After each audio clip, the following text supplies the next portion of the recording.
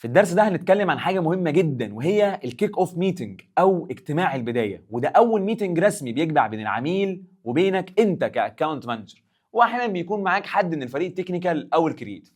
بس خد بالك، الميتنج ده مش مجرد تعارف، الميتنج ده هو اللي بيحول الصفقة من ورق وايميلات ووعود لحاجة حقيقية فيها ناس وخطة وجدول زمني. تقدر تعتبر اللحظة اللي بتستلم فيها علاقة مش بس عقد. وليه مهمة وخطيرة؟ لأن أول مرة العميل هيحكم عليك أنت شخصيا. هل أنت فاهم منظم ولا جاي تسد خانة بعد السيلز؟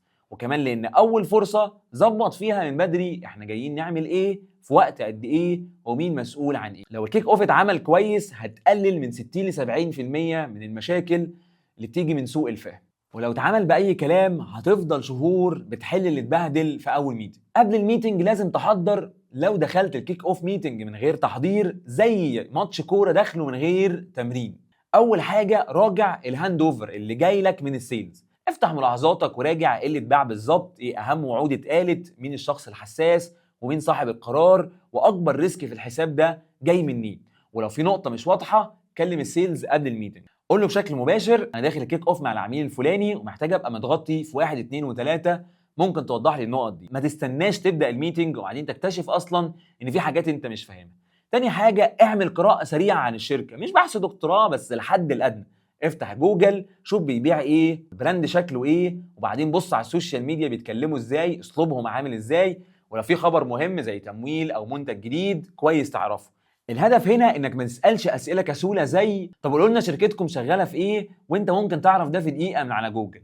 تالت حاجه جهز ملف للميتنج، افتح جوجل دوك وسميه مثلا كلاينت اكس كيك اوف نوتس، واعمله متقسم بشكل بسيط، معلومات من السيلز، اهداف الميتنج، اسئله عايز اسالها، قرارات وخطوات جايه، وهتكتب فيه اثناء الميتنج وبعده. ندخل جوه الميتنج نفسه.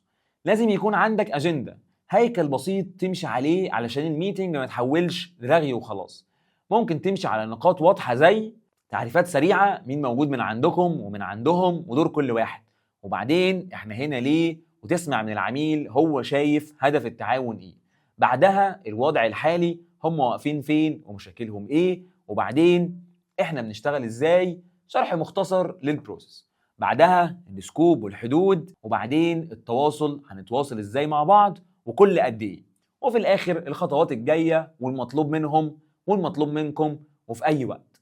وحركه محترفه جدا انك تبعت الاجنده قبل الميتنج برساله بسيطه، حبيت اشارككم نقاط الميتنج عشان كلنا نبقى على نفس الصف. دي حاجه صغيره بس بتفرق جدا في انطباع. تعال بقى لبدايه الميتنج. اول 10 دقائق بيحددوا الجو العام كله. ممكن تبدا صباح الخير يا جماعه، انا احمد الاكونت مانجر المسؤول عن التعاون ما بيننا، مبسوط اننا هنبتدي رسميا وحابب نستخدم وقتنا النهارده عشان نفهم منكم اكتر وضعكم الحالي وطموحكم، ونشرح احنا بنشتغل ازاي ونتفق على الخطوات الجايه عشان كل حاجه تبقى واضحه من الاول. وقبل ما نبدا يا ريت كل واحد يعرف نفسه بسرعه. بعد ما الناس تعرف نفسها تقول تمام شكرا ليكم. خلينا نبدا باهم سؤال بالنسبه لينا، من وجهه نظركم ايه الهدف الرئيسي من التعاون بيننا في ال3 ل6 شهور الجايه، وايه النتيجه اللي لما تحصل تقولوا الحمد لله اننا اشتغلنا مع الشركه بتاعتكم. وبعدين تسكت وتسيبهم يتكلموا، ما تقاطعش ما تستعجلش، واكتب كلمات مفتاحيه في ملاحظات. بعدها ندخل على الجزء اللي هو قلب الميتنج، الديسكفري. هنا بتسمع وتستكشف وبتطلع اكتر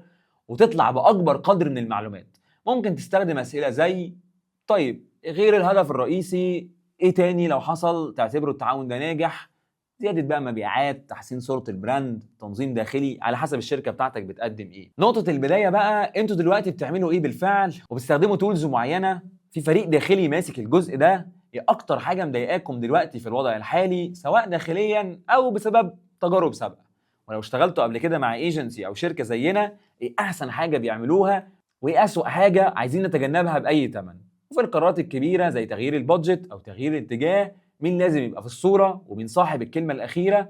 وانت بتسأل خليك هادي، ما تدافعش. حتى لو العميل بدأ يحكي تجارب سيئة مع شركات شبهكم، الجملة بسيطة زي مهم جدا نسمع التجارب دي عشان نتفادى نفس الغلطات هنا، أو نوضح من بدري امتى نقدر نعمل ايه وامتى لا. سيب العميل يفضفض، احيانا مجرد انه يحس انك سامعه بجد ده لوحده بيقلل توتر كتير.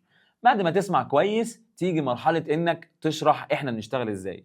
هنا مهم تربط كلامك باللي سمعته، مثلا لو وكالة تسويق ممكن تقول خليني اشرح لك بسرعة البروسيس اللي بنمشي عليها عادة مع اي عميل جديد. اول شهر بنعتبره سيت اب مانثs، بنفهم البيزنس كويس، بنجمع البيانات، بنراجع اللي اتعمل قبل كده، وبنبني كونتنت بلان وميديا بلان مبدئيين. بعد كده نخش على التنفيذ، نشر مستمر، حملات واعلانات، ونجرب اكتر من شكل محتوى. وكل شهر بنقعد في ريفيو، نشوف الارقام، نفهم ايه شغال وايه لا، ونعدل الخطة بناء على ده.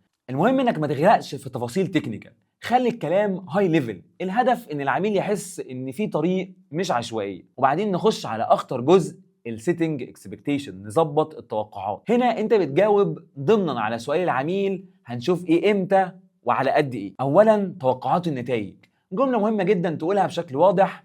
اول ل4 ل8 اسابيع غالبا بنعتبرها فتره سيت اب وتجارب، مش بنوعد فيها بوعود كبيره، لكن بنثبت الاساس، السيستم مظبوط، البيانات صح، والرسائل مناسبه للجمهور.